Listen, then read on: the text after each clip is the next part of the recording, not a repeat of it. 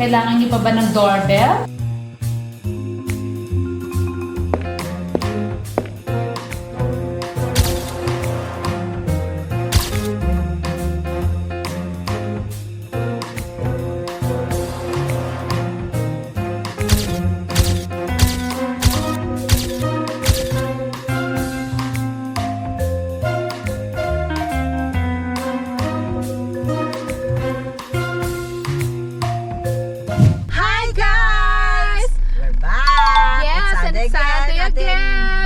Sunday talaga, alam nyo na ang inyong dapat abangan ang Spill the Bee! Of course, with your attentionista Vida and Julie B.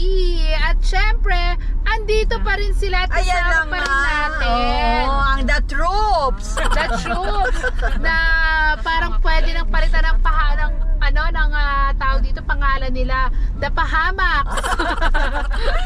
Pahamax ng mga to no? Ang lakas ng manghula, grabe, parang gusto na kami palitan dito natin, Julie. Oo.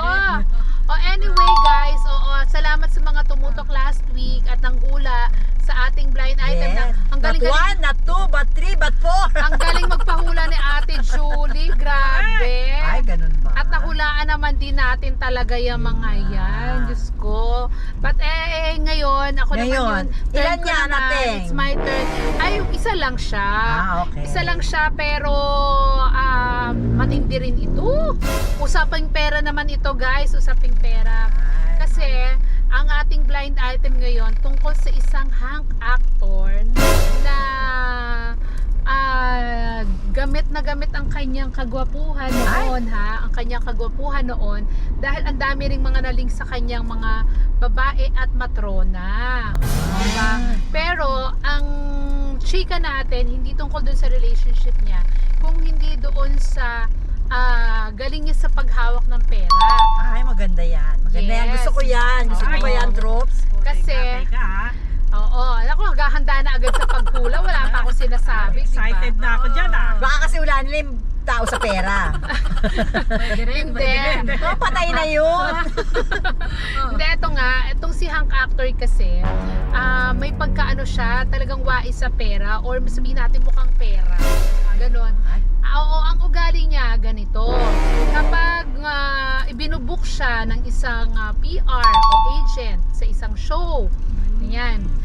Ang gagawin niya, kunyari first time, hindi niya pakilala yung client, 'di ba? Pag nakipag-usap siya at nagkasundo sila, yung 50% down payment, gusto niya agad-agad pag natapos yung pag-uusap nila, bagsak agad.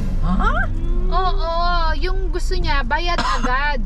Tapos syempre, di ba may may mga proseso yan.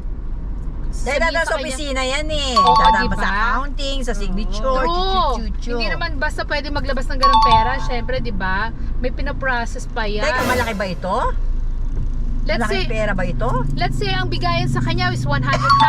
Gusto niya 50,000 agad-agad. Sabi sa kanya nung kausap niyang agent, sandali lang, bigyan mo ako ng 2 days para i-process nga. Ang gusto niya, kaliwaan agad yung down payment. Pagkatapos ng mag-usap ngayon, sigurista, yun, tama. So sabi sa kanya nung nag-book sa kanyang agent, sandali lang, ipaprocess ko lang ha. Pwede ba bukas o kinabukasan? Nagagalit agad siya pag ganoon. Ayaw niya, a day after lang? Oo, di ba? Issue agad sa kanya. Yung ganoon. Eto pa, pag ang ugali pa niya, kunyari, natapos na show, yung nabigyan na sa kanya. Ganyan. Tapos nakilala niya na yung pamilya or kung sino yung client na kumuha sa kanya. Next time, dumidiretso na siya doon. Kumbaga tinatanggal niya na ng papel yung booking agent niya. Maku, maraming ganyan sa showbiz. Diba?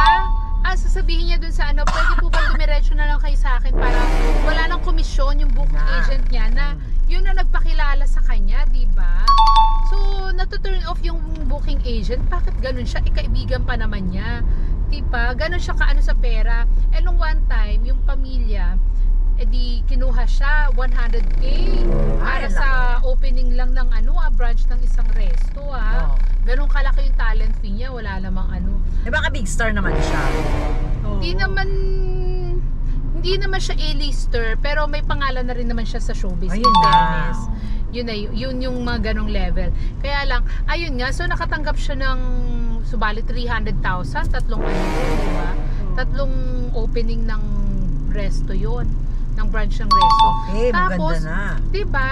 Tapos, hindi niya binigyan ng komisyon ng nag-book sa kanya. Ayun na nga, dumiretso na siya doon. Diba? Kaya na visit sa kanya yung booking agent. Ganito palang ugali nitong ano na to, hunk actor na to. Diba?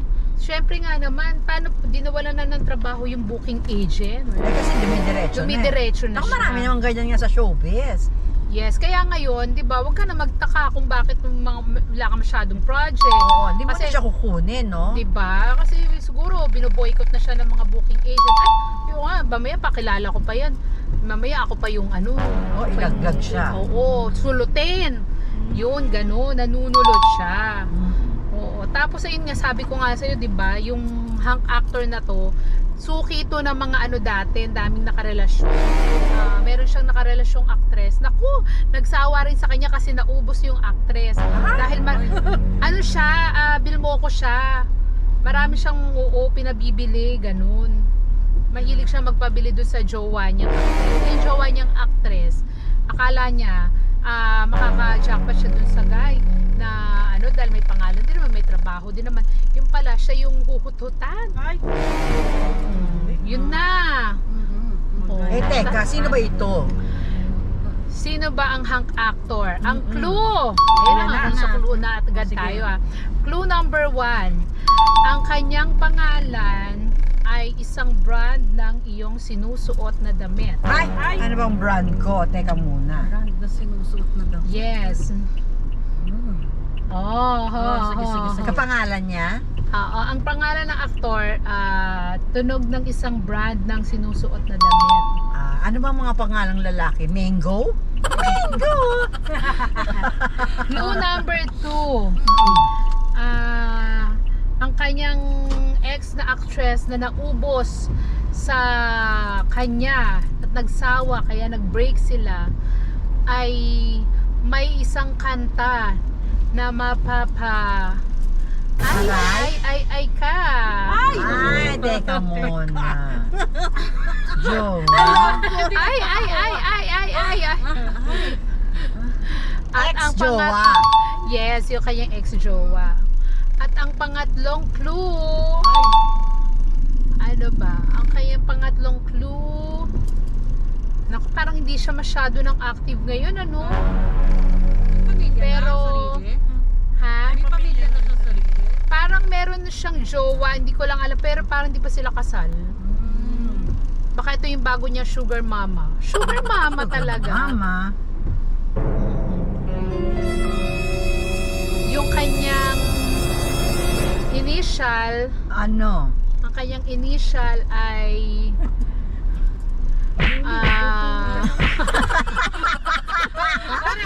ang Tokyo, Japan. Nakita ba? Ang kanyang initial ay Ano? Ano na? dalawang letter na magkasunod, halos magkasunod. Meron lang isang letter dun sa Ano ko ba? ang iyong Naulaan nyo na ba? Ha? Ano ba? Hulaan ko na. Naulaan nyo na? Oo. Sige, sino?